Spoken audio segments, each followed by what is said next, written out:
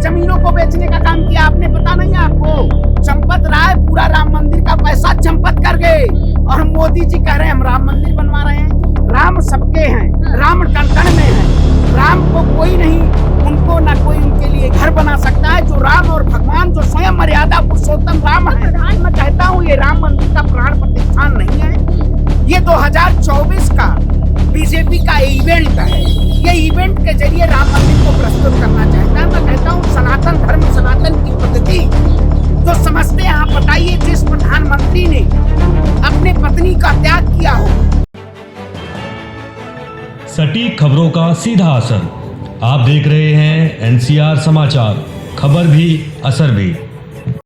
नमस्कार, मैं आपके साथ विदेश भगवान और आप देख रहे हैं एनसीआर समाचार। एक बड़ी खबर आ रही है, आरजेडी के नेता अजय यादव का बयान आ रहा है कि 22 जनवरी को अयोध्या मंदिर में बीजेपी कास्ट करवाएगी। इसी मुद्दे पर बातचीत करने के लिए हमारे साथ श्रवण पांडे हैं, जो कि बड़ी बेबाकी से बात करते हैं, मुद्दों को और तथ्यों के साथ बात करते हैं। तो सीधे इनसे जानने की कोशिश करेंगे राम मंदिर प्राण प्रतिष्ठा को लेकर क्या कहना है और इस बयान को लेकर आरजेडी के नेता अजय यादव ने क्या कहा है, इसको लेकर क्या कहना है। पहले स्वागत है एनसीआर समाचार में श्रवण पांडे जी आपका। आरजेडी के नेता ने बड़ा बयान दिया, क्या कहना है? देखिए, मैं सबसे पहले मैं देश की जनता की आवाज हूँ, आरजेडी का प्रवक्ता मैं नहीं, और वाकई में इस देश में भारतीय जनता पार्टी ने अपने फायदे के लिए तमाम ऐसी घटनाओं को कराने का काम किया है। चाहे वो पुलवामा घटना हो, पुलवामा घटना में जिस तरीके से जब 2019 में लोकसभा चुनाव था, देश के प्रधानमंत्री ने उन मुद्दों को दबाने का काम किया। मैं कहता हूँ ये राम मंदिर का प्राण प्रतिष्ठान नहीं है, ये 2024 का बीजेपी का इवेंट है। ये इवेंट के जरिए राम मंदिर को प्रस्तुत करना चाहता है। मैं कहता हूँ सनातन धर्म, सनातन की पद्धति जो समझते हैं आप बताइए, जिस प्रधानमंत्री ने अपने पत्नी का त्याग किया हो, वो भगवान राम के मंदिर में अगर एक विवाहित कोई भी हो, विवाहित व्यक्ति, वो बिना अपनी पत्नी के साथ किसी मंदिर में कैसे जा सकता है, ये सवाल आ जाता है। लेकिन ये लोग सनातन धर्म को, सनातन की पद्धति को, भगवान श्री राम के सिद्धांतों पर प्रहार करने का काम किए हैं। ऐसी सरकार जो सिर्फ और सिर्फ भगवान श्री राम को व्यापार बनाने का काम किया। मैं भी अयोध्या प्रभु श्री राम की तरह से आता हूँ। अयोध्या मंदिर जो है, अभी उस मंदिर में 2 साल वक्त लगेगा। मैं उसका आपको विजुअल्स भी दे सकता हूँ, आप लगा सकते हैं। लेकिन क्या 2024 का चुनाव है, इसलिए प्रधानमंत्री नरेंद्र मोदी जी प्राण प्रतिष्ठा कर रहे हैं। तमाम देश के उन उद्योगपतियों को बुला रहे हैं। 8-10 तारीख से लखनऊ हो, अयोध्या हो, पूर्ण रूप से कर्फ्यू लगा दिया गया है और ये बता भी दिया गया है कि अगर आपको काम ना हो तो आप अयोध्या में निकले ना। क्यों ना निकले? आप अपने घर से नहीं निकल सकते। इतना बड़ा इवेंट भगवान श्री राम के नाम पे इन्होंने सिर्फ और सिर्फ व्यापार करने का काम किया है। जिस प्रभु राम ने 14 वर्ष का वनवास काट के अयोध्या की उस धरा पे माता सीता के साथ उन्होंने उस गद्दी को पाने का काम किया था। बताइए, जब तक उनको राजा दशरथ ने, माता कैकेयी ने, जब उनके पुत्र हुए, उन्होंने हमारी मत क्षेत्र मथुरा में यज्ञ किया, यज्ञ के बाद उनका जन्म हुआ। क्या वाकई में इस सरकार ने उन सत्ताधारियों को जो कहते थे कि ये लोग राम के नाम पे सिर्फ और सिर्फ ताला जो खुलवाया, क्या राम के नाम पे ताला कौन खुलवाने का काम किया? राम मंदिर का ताला कौन खुलवाया? राजीव गांधी को खुलवाया। लेकिन भारतीय जनता पार्टी ने उसको कहीं ना कहीं व्यापार बनाने का काम किया। आज जरूरत है लोगों को एक साथ होने की और समझने की। जब राजनीति में धर्म का अनुसरण करने लगे तो कहीं ना कहीं देश को बर्बादी की तरफ ले जाया जा रहा है। और वही तमाम सनातनियों, तमाम हिंदू समाज के लोगों को 550 साल से इंतजार भी था अयोध्या मंदिर का। अब उद्घाटन कर रहे हैं, 24 से पहले तोहफा देके जा रहे हैं हिंदुओं को। देखिए, 24 से पहले तोहफा नहीं, मैं कहता हूँ सुप्रीम कोर्ट का फैसला आया, राम मंदिर बन रहा, लेकिन जो सनातन के जगत गुरु हैं, उन जगत गुरुओं को न्योता तो दिया गया। आपने अभी बयान भी रिसेंटली देखा होगा, उन्होंने कहा मोदी जी बस ऐसे ऐसे करते हैं, हमारे जगत गुरु जो हैं। आखिर जगत गुरुओं को पूजा पाठ करने नहीं दिया जाएगा, सिर्फ और सिर्फ प्रधानमंत्री जी पूजा करेंगे और प्राण प्रतिष्ठा करेंगे। क्या वाकई में इस देश के साधु संतों का कहीं ना कहीं अपमान किया जा रहा है? रूप माना जा रहा है। अरे किसको? अरे कौन? नरेंद्र मोदी जी विष्णु का रूप। अरे राम मंदिर के ट्रस्टी है चंपत राय, कह रहे विष्णु का रूप। अरे भैया, चंपत राय पूरा चंपत कर गए। उन्होंने राम मंदिर के नाम पे जमीनों को बेचने का काम किया, आपने पता नहीं आपको? चंपत राय पूरा राम मंदिर का पैसा चंपत कर गए और मोदी जी कह रहे हैं हम राम मंदिर बनवा रहे हैं। राम सबके हैं, राम कण कण में है। राम को कोई नहीं, उनको ना कोई उनके लिए घर बना सकता है। जो राम और भगवान जो स्वयं मर्यादा पुरुषोत्तम राम है। प्रधानमंत्री प्राण प्रतिष्ठा रखते हैं, उनके सीने में राम बसते तभी तो कर रहे हैं ना। अरे भैया हनुमान जी के सीने में राम बसते थे, राम के सीने में राम कहाँ बसते हैं? तो मोदी जी राम है या हनुमान है या कंस है? इस देश के हिंदू बहन बेटियों को जिस तरीके से आज उनके नेता, उनके बीजेपी के लोग चीरहरण करने का काम कर रहे हैं। इसलिए तो नाराजगी नहीं है। क्या? आपको नहीं बुलाया? अरे भैया हम उससे पहले ही हम जा रहे हैं। अच्छा। उससे पहले हम राम मंदिर आज पहली बार थोड़ी हमें जाना, हमारा वहीं घर है। अच्छा। हम वहीं के रहने वाले हैं। हम हनुमानगढ़ी राम मंदिर हमेशा। आप बताइए अरे अयोध्या आप तो टीवी में देख रही होंगी ना। टीवी में जितनी भी डिबेट होती है वो सिर्फ एक ही जगह से डिबेट दिखाई जाती है, वही लाइटिंग दिखाई जाती है कि अयोध्या भव्य ही है।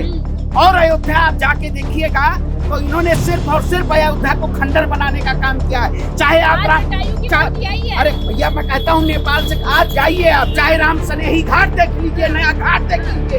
घाटों को इन्होंने चेंजिंग रूम बनाने का काम किया, नई चेंजिंग रूम बनाने का काम किया। क्या विकास किया है अयोध्या में? सिर्फ और सिर्फ इन्होंने राम के नाम पे प्रोजेक्ट करने का काम किया है। हम मोदी जी के कहने से हम राम मंदिर नहीं जाते हैं, हम राम मंदिर हमेशा जाते रहते हैं। लेकिन ये लोग सिर्फ और सिर्फ क्या दर्शन नहीं हो रहा, अभी राम मंदिर का दर्शन हो रहा है। लेकिन दर्शन कराने वाले हैं। अरे इससे पहले गरीब दर्शन नहीं किया? दर्शन अरे इससे पहले रोज नहीं दर्शन। क्या बताएं, आप भी मोदियाबिंद की शिकार हैं, मोदियाबिंद की शिकार हैं। राम सबके हैं, राम के नाम पे ये जो ढिंढोरा पीटा जा रहा है, ये कहीं ना कहीं 2024 का मुद्दा बनाया जा रहा है। मैं भी ब्राह्मण परिवार से आता हूँ, हम हमेशा पूजा पद्धति हमेशा करते हैं। लेकिन ये लोग आज आपको सिखा रहे हैं कि आप पूजा कैसे की जाती है, भगवान राम कैसे पूजे जाते हैं। ये कहीं ना कहीं एक मेला है, उस मेला के बाद पूरी अयोध्या में गंध का मेला हो जाएगा। अच्छा। भाई इन्होंने जिस तरीके से आप जाके देखिए, बड़ी बड़ी सजावटें की गई हैं, उद्योगपति बड़े बड़े उद्योगपति आ रहे हैं। वहाँ जो जमीनों को जो जमीनें बेची गई हैं, सबसे ज्यादा गुजरात के लोग, महाराष्ट्र के लोग, बंगाल के लोग, वहाँ के जो आम नागरिक हैं उनको क्या रोजगार मिला अयोध्या मंदिर खुलने से? मैं पूछना चाहता हूँ। तमाम बाहरी इन्वेस्टर आ गए और उन्होंने इन्वेस्ट करके वहाँ पैसा उन गरीबों को साइड करने का काम किया। ये सिर्फ और सिर्फ ऐसी सरकार है। तो टूरिज्म बढ़ रहा है, क्या दिक्कत है आपको पांडे जी? भाई अगर टूरिज्म बढ़ता वहाँ तो आम लोगों को, जो वहाँ अयोध्या वासी हैं, अयोध्या के जो इर्द गिर्द जगह है, चाहे मखौड़ा धाम की बात करें, चाहे आप गोंडा की बात करें, तमाम श्री राम जन्मभूमि ट्रस्ट के अधीनस्थ में 120 किलोमीटर के रेडियस पे जो उस जगह को चिन्हित किया गया है कि अयोध्या के क्षेत्र में आता है, अयोध्या ट्रस्ट के क्षेत्र में आता है, वहाँ के कितने लोगों को रोजगार मिला? रोजगार नहीं मिला।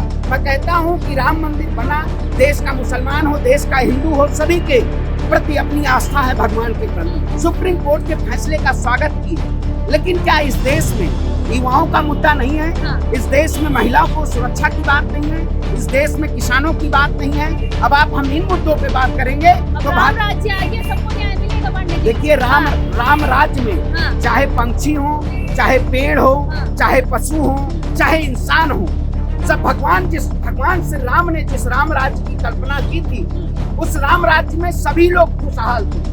लेकिन भारतीय जनता पार्टी ने जो राम राज्य की परिकल्पना की, उस परिकल्पना में बनारस जिस धरती पे प्रधानमंत्री ने कहा था मुझे मां गंगा ने बुलाया, उसी धरती पे मां गंगा को शर्मसार करने का काम किया। एक बहन के साथ हिंदू विश्वविद्यालय में जघन्य अपराध हुआ और बीजेपी के नेताओं ने उस अपराध को किया, लेकिन मजाल है उनको जेल की सलाखों के पीछे भेजा गया, नहीं भेजा गया। अंतिम सवाल ये है मेरे पांडे जी, एक तरफ न्याय यात्रा होने वाली और एक तरफ कौन भारी होने वाली? देखिए धर्म आस्था का प्रतीक है। मैं भी अपने धर्म को मानता हूँ, आपका कोई भी धर्म और मजहब और पंथ हो, आप भी अपने धर्म को मानिए। लेकिन वाकई में जब राजनीति में धर्म का अनुसरण होने लगे तो कहीं ना कहीं देश गर्व की तरफ चला जाता है। आपने देखा होगा, जर्मनी का नाम सुना होगा।